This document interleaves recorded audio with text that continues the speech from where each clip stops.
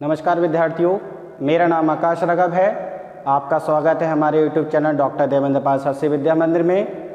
विद्यार्थियों, आज की ये ऑनलाइन क्लास आपके लिए फर्स्ट क्लास है और इस ऑनलाइन क्लास में मैं आपको कुछ बेसिक 11th क्लास के बारे में बताऊंगा, कुछ सिलेबस के बारे में आपसे डिस्कस करेंगे कि जीव विज्ञान क्या है, ये क्या होता है, इसमें क्या क्या चीज़ हम पढ़ते हैं और इसमें क्या क्या चीज़ इंक्लूड हैं, इनके बारे में आज हम आपसे डिस्कस करेंगे। विद्यार्थियों, जैसा कि आपको बताया गया है,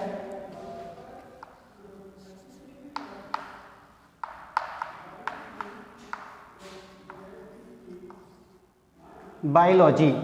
स्टूडेंट, आपने बायोलॉजी हाई स्कूल क्लास में पढ़ी होगी। वहाँ पे विज्ञान एक बुक होती थी, विज्ञान सेपरेट बुक होती थी स्टूडेंट्स, और उसमें क्या था कि उसमें रसायन विज्ञान, भौतिक विज्ञान और उसमें जीव विज्ञान तीनों इंक्लूड थी। लेकिन वहाँ पे आपको एक ही बुक पढ़ने के लिए मिलती थी। लेकिन जब आप 11th क्लास में आए हैं तो यहाँ आपको ये बुक्स, आपको फिजिक्स की अलग, केमिस्ट्री की अलग और बायोलॉजी की बुक्स आपको अलग अलग देखने को मिलेगी। क्योंकि स्टूडेंट, इसका जो फिजिक्स का और केमिस्ट्री का और जो बायोलॉजी का जो सिलेबस है वो बहुत ही ज़्यादा लेंथी सिलेबस है। क्योंकि हाई स्कूल में थोड़ा सिलेबस कम होता है, इसलिए वो एक ही बुक बना देते हैं, और जब 11th में जब बच्चा स्टूडेंट्स आता है पास होके तो उसके लिए अलग अलग बुक्स बना दी जाती हैं, जिससे कि बच्चे को कोई डिफ़िकल्टी, कोई परेशानी सिलेबस को पढ़ने में ना हो स्टूडेंट्स। और लेसन भी ज़्यादा होते हैं 11th क्लास में, हाई स्कूल में आपके कम होते हैं। केमिस्ट्री में भी कम है, फिजिक्स में भी कम है, बायो में भी कम है। और यहाँ लेकिन बायो में आपके लिए सिलेबस में आपके लिए लेसन काफ़ी देखने को मिलते हैं, काफ़ी यूनिट मिलती हैं। फिजिक्स में भी ऐसा ही होता है और केमिस्ट्री में भी ऐसे होता है। स्टूडेंट, अगर हम बात करें कि जीव विज्ञान क्या है, बायोलॉजी, अगर आपने बायोलॉजी ली है तो क्यों ली है स्टूडेंट्स, आपने कुछ अपने मन में विचार किया होगा कि वे हम बायो लेंगे और हम बायोलॉजी से इंटर पास करेंगे तो हम इस लाइन में जाएंगे, हम ये करेंगे, हम वो करेंगे, या मेडिकल लाइन में, या हम डॉक्टर बनेंगे, या हम फार्मासिस्ट बनेंगे। आपने अपने जीवन में ये सब सोचा होगा, तभी आपने चॉइस करके बायोलॉजी सब्जेक्ट को आपने चुना है स्टूडेंट्स। देखिए, जैसा कि मैं आपको बताऊं स्टूडेंट, यहाँ बायोलॉजी क्या है स्टूडेंट। बायो मतलब होता है, बायोस का मतलब होता है स्टूडेंट लिविंग, और लॉजी का मतलब होता है स्टूडेंट्स स्टडी। तो स्टूडेंट, हम ये कह सकते हैं कि बायोलॉजी में जो लिविंग होते हैं, जो लिविंग चीज़ें हैं, हम सिर्फ उन्हीं का अध्ययन करते हैं। हम डेड चीज़ का अध्ययन नहीं करते, हम लिविंग चीज़ का ही अध्ययन करते हैं। तो इसी का नाम जो दे रखा है बायोलॉजी। बायोलॉजी जो शब्द है, सबसे पहले लेमार्क एंड ट्रेविरनस ने 1802 में जीव विज्ञान शब्द का नाम निर्माण किया और बताया कि जीव विज्ञान में क्या क्या होता है, उसमें हम क्या किस चीज़ की स्टडी करते हैं। तो इन्होंने बताया कि लेमार्क ने और ट्रेविरनस ने 1802 में कि बायोलॉजी शब्द का निर्माण किया। ये ग्रीक भाषा का शब्द है और इसमें हम लिविंग चीज़ का अध्ययन करते हैं। जैसे कि स्टूडेंट्स, आपने बायोलॉजी में, अगर हम बायोलॉजी की बात करते हैं कि बायोलॉजी को 2 ब्रांचों में बांटा गया है स्टूडेंट्स। इसकी एक शाखा होती है स्टूडेंट्स जंतु विज्ञान, दूसरी शाखा होती है स्टूडेंट वनस्पति विज्ञान।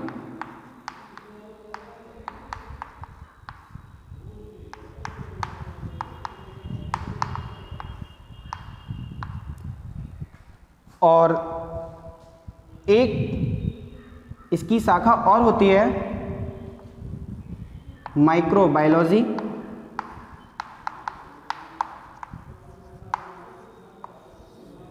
सूक्ष्म विज्ञान। लेकिन ये अलग विज्ञान होती है स्टूडेंट, लेकिन हमारे सिलेबस में बायोलॉजी में सिर्फ 2 ही शाखाएं हैं ज़्यादातर इम्पोर्टेंट, जंतु विज्ञान और वनस्पति विज्ञान। तो बायोलॉजी को 2 शाखाओं में बांटा गया है। बायोलॉजी की परिभाषा क्या है? विज्ञान की वह शाखा जिसमें सजीव चीज़ों का अध्ययन किया जाता है जीव विज्ञान कहलाता है, बायोलॉजी कहलाता है। बायोलॉजी को दो शाखाओं में बांटा है, जंतु विज्ञान और वनस्पति विज्ञान। अब जंतु विज्ञान क्या है? जीव विज्ञान की वह शाखा जिसमें हम जंतुओं का अध्ययन करते हैं, तो वो क्या कहलाता है? जंतु विज्ञान कहलाता है। और ये क्या है? यह वो शाखा है जिसके अंतर्गत हम पौधों का क्या करते हैं? अध्ययन करते हैं पौधों का, वो भी सजीव पौधों का अध्ययन करते हैं, तो क्या कहलाता है? वनस्पति विज्ञान कहलाता है। स्टूडेंट देखिए, स्टूडेंट जंतु विज्ञान के जो फादर हैं एरिस्टोटल हैं और जो वनस्पति विज्ञान के फादर हैं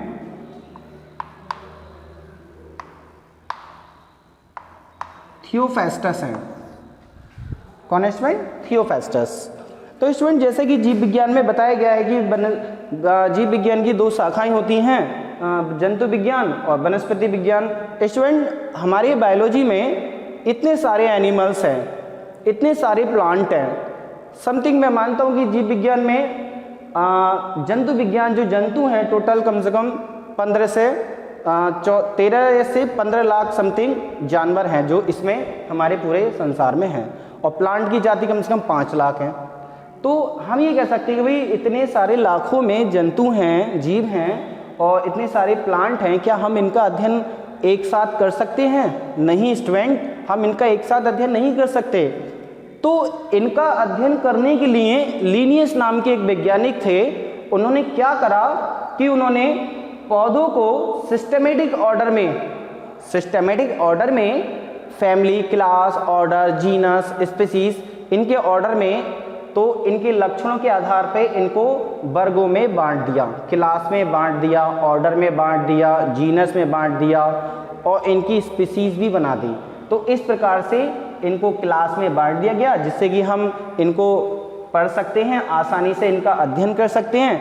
अगर मैं कहूँ कि आप सारे प्लांटों का अध्ययन कर लीजिए, गार्डन में बहुत सारे प्लांट होते हैं, तो आप सभी प्लांटों का अध्ययन नहीं कर सकते जब तक कि आपको उनके लक्षण ना पता हो। लक्षणों के आधार पर ही आप उन प्लांटों को पहचान सकते हैं।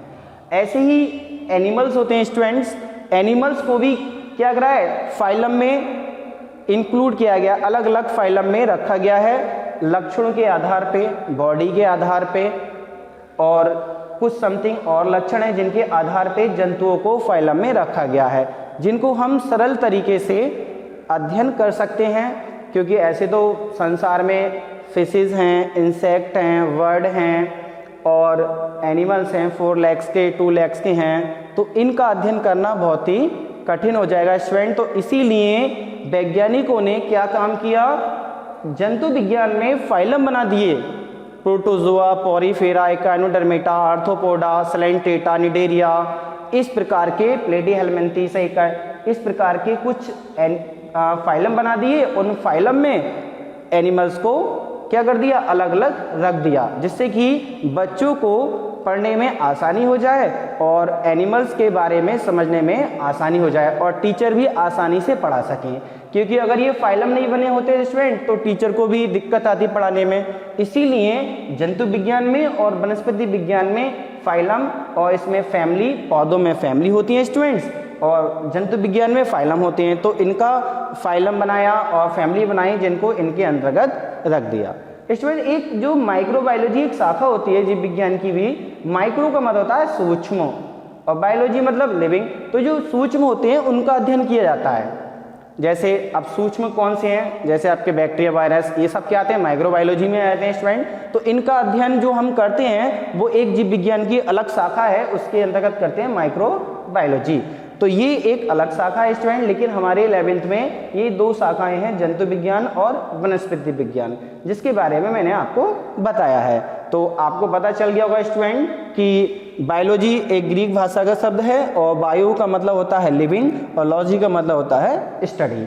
तो लिविंग स्टडी, तो हम जो लिविंग चीज़ हैं, जो सजीव हैं, उनकी हम स्टडी करते हैं, निर्जीव की हम नहीं करते, ओनली वन सजीव की स्टडी करते हैं जीव विज्ञान के अंतर्गत। तो लेमार्क और ट्रेवी रेज ने 1802 में इसको बताया था कि जीव विज्ञान ऐसे होता है, इसमें ये चीज़ें स्टडी की जाती हैं। और मैंने बताया स्टूडेंट कि जंतु विज्ञान की जो फादर हैं वो एरिस्टोटल हैं और वनस्पति विज्ञान के जो फादर हैं वो थियोफेस्टस हैं। ये स्टूडेंट हमारा बेसिक है। ये अगर आपको नहीं पता होगा तो आपको कैसे पढ़ेंगे आप बायोलॉजी? अगर आपसे कोई पूछेगा कि भाई जंतु विज्ञान के फादर कौन है, तो आप बताइए, आप बुक तो पढ़ रहे हैं, आपको फादर ही नहीं पता कि जंतु विज्ञान में किस चीज़ का अध्ययन किया जाता है, आपको यही नहीं पता, तो आप बायोलॉजी कैसे पढ़ेंगे?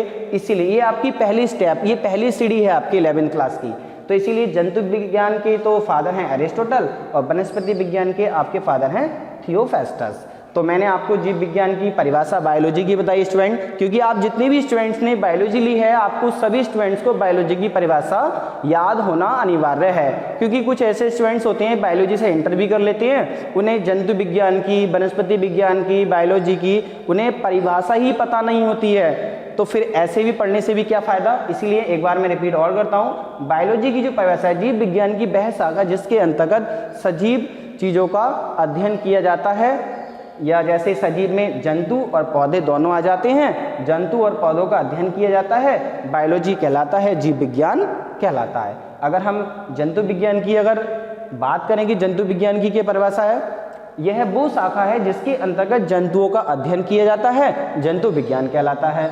अगर हम वनस्पति विज्ञान की परिभाषा की बात करें, यह विज्ञान की वो शाखा है जिसमें पौधों का अध्ययन किया जाता है, वनस्पति विज्ञान कहलाता है। तो स्टूडेंट ये तो आपके लिए कुछ बेसिक था कि भाई जीव विज्ञान क्या है, हमारे संसार में इतने सारे पौधे, इतने सारे एनिमल्स हैं, हम सबको अलग अलग बुक में स्टडी करेंगे। स्टूडेंट्स थोड़ा सा हम जरा अपने सिलेबस की तरफ जाते हैं, अब थोड़ा देखते हैं कि हमारे 11वीं क्लास में क्या सिलेबस है, हमें क्या पढ़ना है पूरे ईयर में, पूरे साल में, हम थोड़ा उसके बारे में भी डिस्कस करेंगे कि सिलेबस क्या है। स्टूडेंट आपके सिलेबस में आपके 11वीं क्लास में 5 यूनिट को इंक्लूड किया गया है। आपकी पूरी बुक में 5 यूनिट हैं और जो 5 यूनिट आपके 70 नंबर की थ्योरेटिकल आती हैं और जो आपका 30 नंबर का होगा वो क्या होगा स्टूडेंट? आपका प्रैक्टिकल होगा। जैसा कि मैं आपको अभी यहाँ सिलेबस के बारे में डिस्कस करूँगा स्टूडेंट, देखिए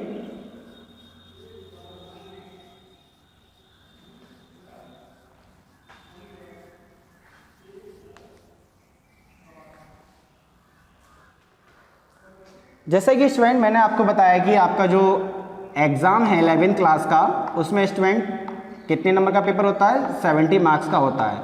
और आपकी ये थ्योरी होती है 70 मार्क्स की, और स्टूडेंट 30 मार्क्स का आपका प्रैक्टिकल होता है। तो इसी के अनुसार स्टूडेंट टोटल आपके नंबर हो जाते हैं 100 मार्क्स में से आपका परसेंटेज बनता है बायोलॉजी में। जैसे कि हम बात करें स्टूडेंट 70 मार्क्स में आपकी सिलेबस में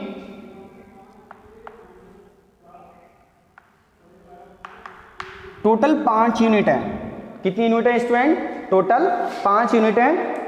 और ये 5 यूनिट स्टूडेंट कौन कौन सी हैं हम उसके बारे में पता करेंगे। जो हमारी सबसे पहली जो यूनिट है वो सजीव जगत की विविधता।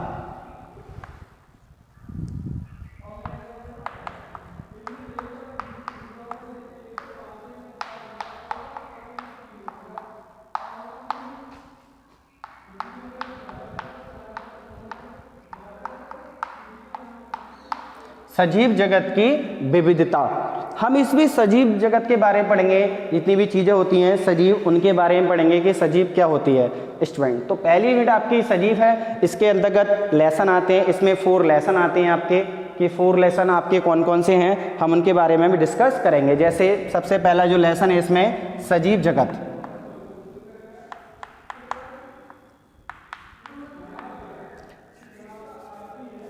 पहले हम यूनिट की बात करते हैं, लेसन की बात में करें। इसमें पहली यूनिट आपकी है सजीव जगत, और जो दूसरी यूनिट होगी स्टूडेंट वो आपकी होगी जंतुओं तथा पौधों की संरचनात्मक, जंतुओं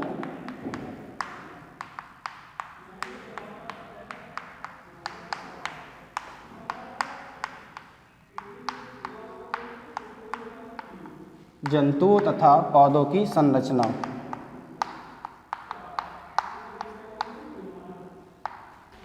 तो आपकी सेकंड यूनिट है जंतुओं तथा पौधों की संरचना, और इसी के अनुसार तीसरी यूनिट है आपकी कोशिका, सेल। स्टूडेंट आपने वहाँ सेल के बारे में तो बहुत हाई स्कूल में थोड़ा सा पढ़ा होगा, लेकिन यहाँ सेल के बारे में थोड़ा डिफाइन करके है, थोड़ा लार्ज करके है स्टूडेंट्स। आपकी जो 4 यूनिट है स्टूडेंट्स,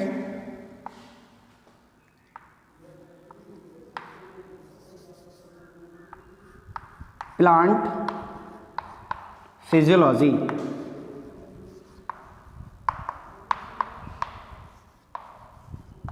प्लांट फिजियोलॉजी, प्लांट में रेस्पायरेशन कैसे होता है, फिजियोलॉजी का मतलब ये कि रेस्पायरेशन कैसे होता है, उत्सर्जन कैसे होता है, श्वसन कैसे होता है, रिप्रोडक्शन कैसे होता है, ये मूवमेंट कैसे होता है प्लांट में, ये कुछ ऐसी प्रोसेस हैं जो प्लांट में होती हैं तो फिजियोलॉजी कहलाती है, शारीरिकी।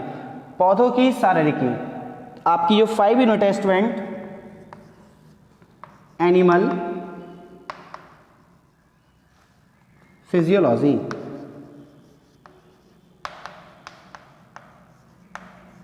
जंतुओं की शारीरिकी, जंतुओं में रेस्पायरेशन कैसे होता है, human physiology, human physiology, human में रेस्पायरेशन कैसे होता है, उत्सर्जन कैसे होता है, पोषण कैसे होता है, और ये इस प्रकार की रिप्रोडक्शन कैसे होता है, कुछ इस प्रकार की ये आपके इसमें लेसन देखने को आपको मिलेंगे। 4 इसमें, 5 इसमें, ऐसे 4-5 हैं हर लेसन में। टोटल आपके जहाँ तक 32 लेसन है 11th क्लास में।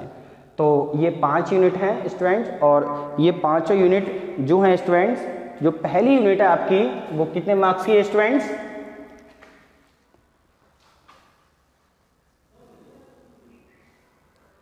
जो पहली यूनिट है स्टूडेंट वो आपकी 7 मार्क्स की है। कितने मार्क्स की आएगी, आपकी 7 मार्क्स की यूनिट है स्टूडेंट्स, और जो दूसरी यूनिट है स्टूडेंट्स वो आपकी 12 मार्क्स की आएगी। कितने मार्क्स की, 12 मार्क्स की यूनिट आएगी स्टूडेंट्स, और जो तीसरी यूनिट है आपकी सेल वाली, ये आपकी 15 मार्क्स की आएगी। स्टूडेंट ये यूनिट सबसे इंपॉर्टेंट यूनिट है, सेल, क्योंकि बॉडी जो बनी होती है वो सेल की बनी होती है स्टूडेंट्स, और जो लास्ट वाली जो यूनिट है 4 और 5 स्टूडेंट, ये आपकी 18 नंबर और 18 नंबर की यूनिट आएगी। इस प्रकार से थोड़ा ये यूनिट का डिवाइडेशन और मार्क्स का डिवाइडेशन किया है, और जिसके अनुसार जैसे 7, 12, 15, 18, 18 प्लस 16,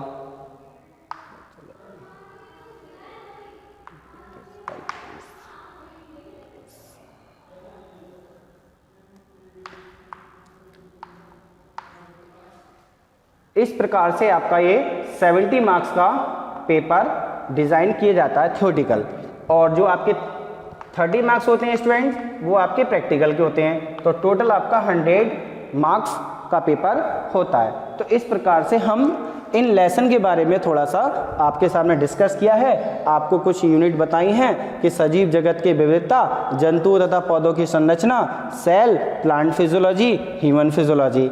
तो हमारे लिए वैसे तो सारी यूनिट इम्पोर्टेंट है, लेकिन जब आप 12th में आएंगे तो आपको ह्यूमन फिजियोलॉजी और प्लांट फिजियोलॉजी ज़्यादा पढ़ने को मिलेगी। सबसे ज़्यादा आपको इसी में से ही देखने को मिलेगा, क्योंकि जब भी आप किसी कंपटीशन में बैठते हैं, नीट में बैठते हैं, तो कम 60% सिलेबस आपका 11th क्लास का कवर किया जाता है और 40% आपका इंटर का किया जाता है। तो जिसके अनुसार पे नीट का पेपर या किसी मेडिकल का, नर्सिंग का, फार्मेसी का पेपर डिज़ाइन किया जाता है। और स्टूडेंट अगर हम बात करेंगे कि भाई स्टूडेंट की पहली यूनिट में कितने लेसन को इंक्लूड किया गया है, ये बात करेंगे, क्योंकि हमने आपके सामने 5 यूनिट बताने की 11th क्लास में आपकी 5 यूनिट हैं, और इस प्रकार से नंबरों का डिवाइडेशन है। 70 मार्क्स की थ्योरी है, 30 मार्क्स का आपका क्या है, प्रैक्टिकल है। तो इस प्रकार से आपका ये पूरा सिलेबस डिजाइन किया है, जो आपको पूरे साल में ये 5 यूनिट आपको पढ़नी है स्टूडेंट्स। तो हम बात करते हैं सबसे पहले सजीव जगत की विविधता के बारे में, जो 7 मार्क्स की आएगी, और इसके अंतर्गत कौन कौन से लेसन को रखा गया है, ये बात करते हैं। स्टूडेंट हम बात करते हैं सजीव जगत की विविधता में, जो सबसे पहला लेसन इस यूनिट में है वो सजीव जगत है।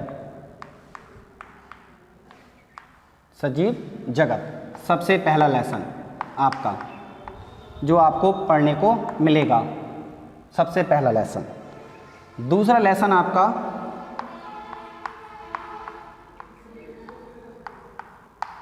जीव जगत का वर्गीकरण। दूसरा लेसन आपको मिलेगा स्टूडेंट जीव जगत का वर्गीकरण। और स्टूडेंट आपका जो थर्ड लेसन है वो आपका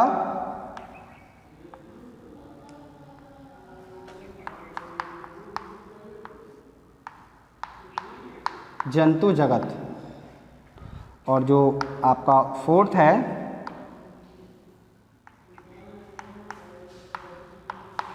पौधों का जगत।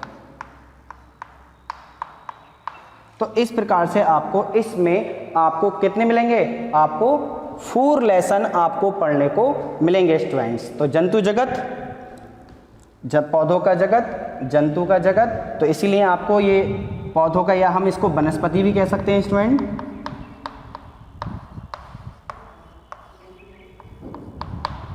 तो यहाँ आपको सजीव जगत, जीव जगत, जंतु का जगत, पौधों का जगत, आपको ये लेसन इस यूनिट में आपको पढ़ने को मिलेंगे।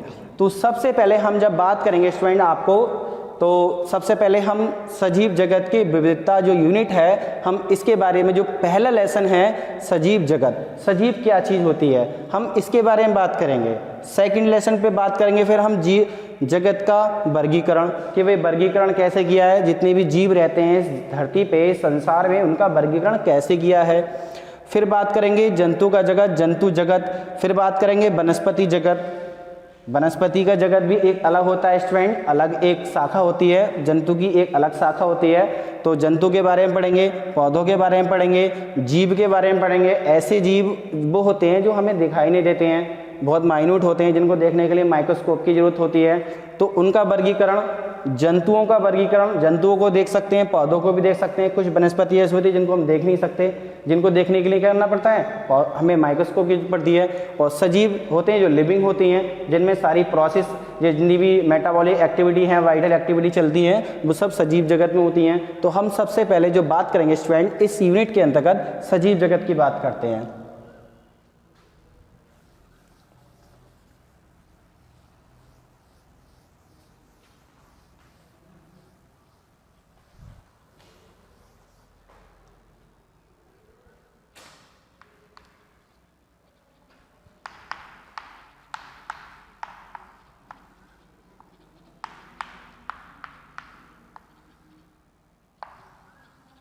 ये स्टूडेंट आपका ये पहला लेसन है सजीव जगत। स्टूडेंट आपने देखा होगा सजीव क्या है, निर्जीव क्या है, आपने पहले हाई स्कूल में काफ़ी पढ़ा होगा, 9th में भी पढ़ा होगा कि सजीव निर्जीव, ये छोटे छोटे बच्चे भी जानते हैं, आपको भी पता होगा। शायद मैं जानता हूँ कि ऐसा ही कोई स्टूडेंट्स या ऐसा ही कोई विद्यार्थी होगा जिसको ये ना पता हो कि सजीव जगत क्या है, कि सजीव क्या होता है, निर्जीव क्या होता है, लिविंग एंड नॉन लिविंग क्या चीज़ होती है। स्टूडेंट जितनी भी जिनके अंदर लाइफ होती है, रेस्पायरेशन है, श्वसन है, उत्सर्जन है, ये ग्रोथ है, वृद्धि है, ये अगर प्रोसेस अगर होती हैं तो वो लिविंग में होती हैं। निर्जीव में ऐसी प्रोसेस नहीं होती। कुछ ऐसे एक्सेप्शनल पॉइंट हैं स्टूडेंट जो निर्जीव में, सजीव में भी होते हैं और जो निर्जीव में भी होते हैं। तो कुछ वैज्ञानिकों का मानना था कि ये निर्जीव सजीव की तरह वृद्धि करते हैं, ऐसा नहीं है स्टूडेंट्स। तो ऐसे कुछ एक्सेप्शनल पॉइंट हैं जो आपको हम डिस्कस करेंगे सजीव जगत के बारे में कि सजीव क्या है।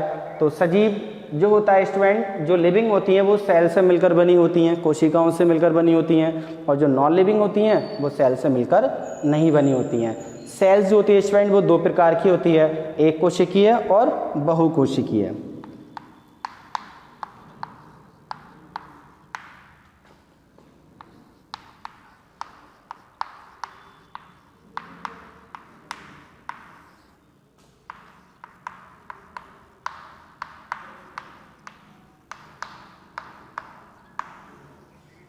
तो सेल कितने प्रकार की है, 2 प्रकार की होती है स्टूडेंट, एक कोशिकीय और बहुकोशिकीय। एक कोशिकीय उसे कहते हैं जो एक कोशिका से मिलकर पूरी बॉडी का निर्माण होता है। बहुकोशिकीय उसे कहते हैं जो बहुत सारी कोशिकाएं मिलकर एक अंग का, पूरे बॉडी का निर्माण कर लेती हैं, तो बहुकोशिकीय। और एक कोशिकीय, एक कोशिका से पूरी बॉडी का निर्माण होता है। तो हमारी बॉडी में 2 प्रकार की सेल्स होती हैं, एक कोशिकीय, बहुकोशिकीय। लेकिन हमारी बॉडी जो है वो किस प्रकार की है, एक कोशिकीय या बहुकोशिकीय? हमारा जो शरीर है वो बहुकोशिकीय है, क्योंकि जब बेबी का जन्म होता है तो उसमें बहुत सारी कोशिकाएं अंगों का निर्माण करती है। नाक, कान, दांत, हेयर, फिंगर, नेल्स, ये लेग्स, बोन्स, ये ब्लड, ये सारी चीज़ की फॉर्मेशन जो होती है, अलग अलग सेल्स का निर्माण, वो अलग अलग सेल्स हमारा इन चीज़ों का, अंगों का निर्माण करती हैं। इसीलिए हमारा शरीर कैसा है, बहुकोशिकीय। स्टूडेंट्स अगर हम बात करें कि सजीव जो चीज़ें हैं, मैंने आपको बताया कि जीव विज्ञान में सजीव में जितनी भी होती है इनमें मेटाबॉलिक एक्टिविटी चलती हैं, और लेकिन निर्जीव चीज़ों में नहीं चलती हैं। तो अगर हम बात करें इसके बेसिक पे कि सजीवों में ऐसा क्या होता है, हम किन लक्षणों के द्वारा बता सकते हैं। जैसा कि हम की बात करें कि इसमें श्वसन, पहला पॉइंट हमारा श्वसन, श्वसन की बात करते हैं स्टूडेंट्स। श्वसन जो है वो लिविंग चीज़ों में तो होता है, लेकिन नॉन लिविंग चीज़ों में श्वसन नहीं होता। अगर हम बात करें सेकंड पॉइंट में उत्सर्जन, उत्सर्जन क्या होता है स्टूडेंट, उत्सर्जन भी लिविंग चीज़ों में होता है, लेकिन नॉन लिविंग में नहीं होता। थर्ड में स्टूडेंट बात करें वृद्धि, तो लिविंग में तो वृद्धि होती है स्टूडेंट, लेकिन नॉन लिविंग वृद्धि नहीं होती है। अब आप कहेंगे कि आपने कुछ देखा होगा एक्सेप्शनल पॉइंट, जैसे पहाड़ होते हैं वो मोटे हो जाते हैं, बड़े होते हैं, क्योंकि उनके ऊपर जितनी भी धूल मिट्टी के कण होते हैं वो आके चिपक जाते हैं, जिनका उनका बाहरी आवरण से उनकी मोटाई बढ़ जाती है, लेकिन वो ग्रोथ नहीं करते। आप सोचें कि वो इंटरनल ग्रोथ करते नहीं, वो सिर्फ बाहरी ग्रोथ होती है, उनकी जो ऊपर से पार्टिकल चिपक जाते हैं वो ग्रोथ होती है, तो उसे हम ज़्यादातर ग्रोथ नहीं कह सकते। लेकिन वृद्धि जो होती है ह्यूमन बॉडी में वो इंटरनली होती है स्टूडेंट्स। अगर हम बात करें 4 पॉइंट में स्टूडेंट आपके में अडेप्टेशन,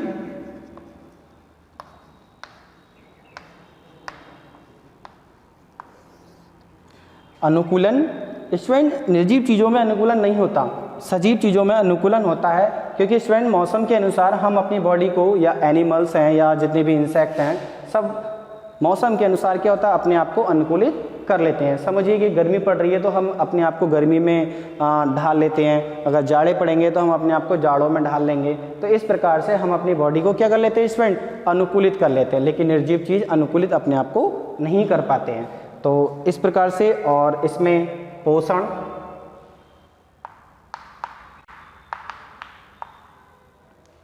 पोषण निर्जीव चीज़ों के लिए ज़रूरत नहीं होती है पोषण की, लेकिन सजीव चीज़ों के लिए ज़रूरत होती है। तो इसी प्रकार से बहुत सारी ऐसी प्रोसेस है स्टूडेंट जो सजीवों में होती हैं लेकिन निर्जीवों में नहीं होती। तो आपको पता चल गया होगा कि सजीव क्या है और निर्जीव क्या है, आपको इस तरीके से। तो स्टूडेंट और बात करते हैं फिर आगे एक टॉपिक की। स्टूडेंट जैसा कि मैंने आपको बताया कि सजीव के बारे में कि वृद्धि होती है नहीं होती है इस टॉपिक में, ये थोड़ा आज बेसिक था। और स्टूडेंट्स मैं आपके सामने एक न्यू वीडियो आपके सामने लेकर आऊँगा, और उसमें मैं आपको स्टूडेंट इस सजीव जगत के बारे में आपको थोड़ा और अच्छे बेस्ट तरीके से और अच्छे प्रकार से समझाऊँगा, क्योंकि आज ये आपका थोड़ा बेसिक था। अगली वीडियो में आपका जो न्यू लेसन स्टार्ट हो जाएगा स्टूडेंट, पहला होगा सजीव जगत, यूनिट होगी आपकी सजीव जगत की विविधता। मैं आशा करता हूँ आप लोगों से स्टूडेंट कि आपको ये वीडियो मेरी बहुत पसंद आएगी, और कि अगर आपको ये वीडियो अगर देखने के बाद अगर आपको समझ में नहीं आया तो आपको इस वीडियो को एक बार नहीं, आपको इसको कई बार देखना है। आपको 2-3 बार आप इस वीडियो को देखेंगे तो आपको बेसिक फंडामेंटल आपको चीज़ें समझ में आ जाएंगे, जिससे कि क्योंकि आपका ये बेसिक क्लियर होना बहुत ही अति आवश्यक है, तभी आप इस बायोलॉजी के क्षेत्र में आगे को बढ़ पाएंगे। मैं स्टूडेंट आप लोगों से आशा करता हूँ कि आपको ये वीडियो बहुत अच्छा समझ में आई है और आप इसको लाइक करें।